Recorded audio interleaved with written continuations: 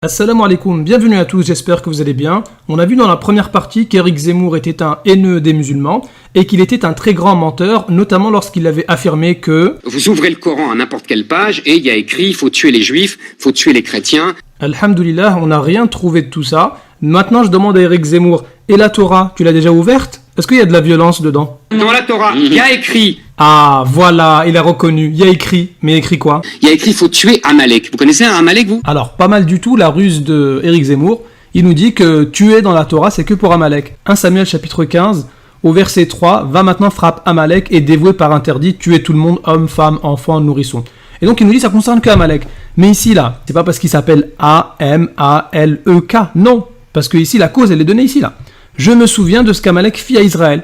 Autrement dit, c'est une vengeance. Donc ça concerne tous les ennemis d'Israël. Prenons un exemple, livre des Nombres, chapitre 31. Qu'est-ce qu'il est indiqué?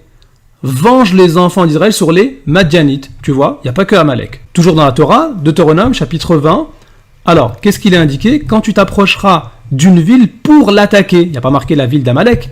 Et puis ici au verset 16, mais dans les villes de ces peuples dont l'Éternel ton Dieu te donne le pays pour héritage, tu ne laisseras la vie à rien de ce qui respire.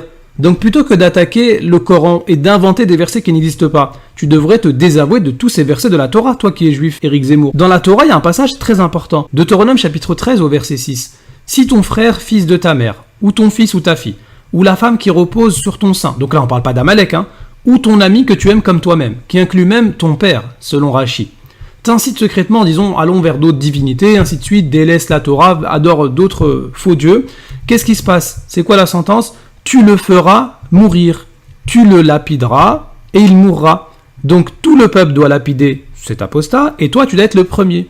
Donc Éric Zemmour ne nous dit pas que c'est Amalek, ici ça concerne même ta propre famille, et c'est dans la Torah. Bah alors Éric, en plus de mentir sur le Coran, t'es en train de mentir sur la Torah.